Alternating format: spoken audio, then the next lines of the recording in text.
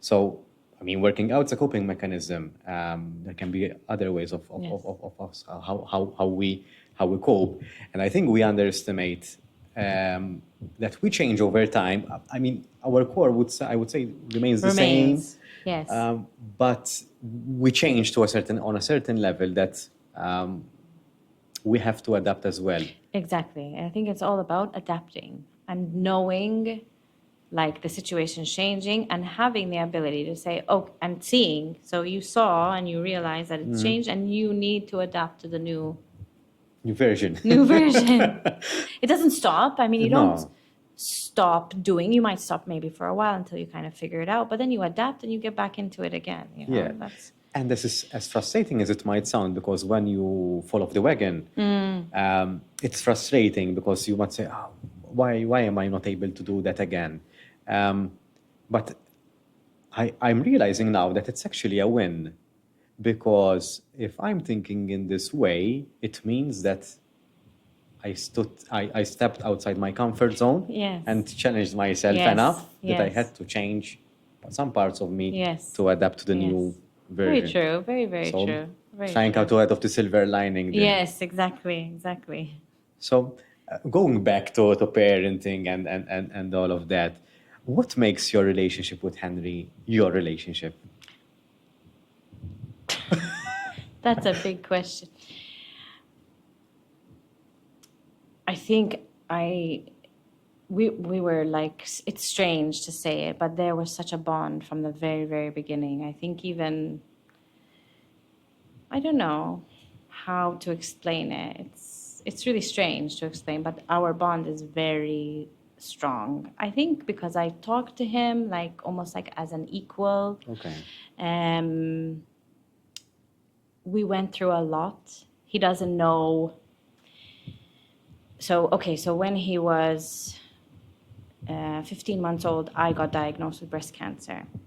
But before that, he was in and out of hospital. When he was born, we were told like every other day he wouldn't survive. I did everything. I practically would crawl to the hospital to go and see him. Like there was nothing that would take me away. One of his surgeries went very wrong, very bad. And I remember the consultant came and she said, does he have a passport? And I was like, oh, he doesn't have a passport. I mean, she said, no, you have to get his passport. You have to do a passport for him now. And I remember we had to get a photographer in the NPICU of the hospital to come and take his passport photo. He was septic, like very, very bad. And she told me, because we need to fly him to London now. And I was going through my chemo. And she said, you can't come. And I remember I held on to the bed and I said, you're not taking him away. I said, if you take him, I will die right now. I said, so there was this, and I felt, it's hard to explain, but I felt like this shock. It's as if someone shocked me from, I said, you won't take him. And I remember his surgeon was here from London and he was on his way to the airport. They called him, he turned around. He came, he knocked on the door and he said, I'm going to operate on him now. He said, I don't know what I'm going to find. He said, but I need to open him up. I said, okay, but as long as you don't leave, he doesn't leave the country. Yeah. You know, because I was immunosuppressed and I couldn't travel. So when they had done that surgery, he had a surgery the day before and it was very routine, very basic. But what happened was, because of his condition and his belly is distended and his insides are not like ours, his anatomy, his ureter kinked on itself. So he wasn't passing urine and it was keyhole. So what keyhole does is it inflates the abdominal area. And when his tummy deflated, his ureter kinked on itself. But they thought his kidneys were failing and it wasn't. Okay. So it was this whole very, very traumatic experience. And then obviously he didn't pass urine for 12 hours and he was going septic because since his kidney wasn't working, they were giving him more fluids, and it wasn't coming out. Mm-hmm. So then what happened was he performed another surgery. He opened him up, he performed a surgery, and he took his ureter to the outside of his abdomen.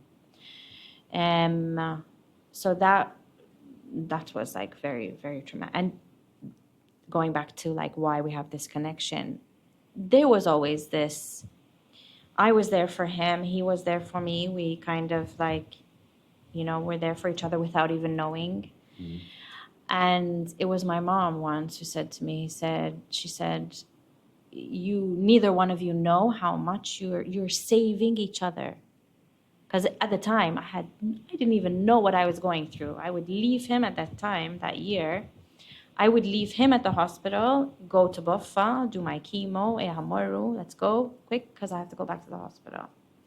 So it was a lot of this, and we were it bonds you without you even knowing, in a sense. He still doesn't know. I mean, till now, he doesn't understand as so much, But I think that even if you don't understand and you don't know, it bonds you a lot, I was always very maybe protective of him, especially in the beginning, because at that time, especially because my life was like on the doorstep.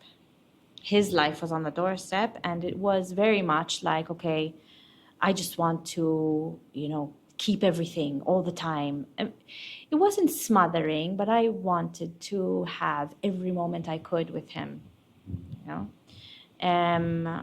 So I had to be with him. I didn't want to miss anything because I didn't know if this boy was going to grow up without me. I didn't know if I was going to grow up without him.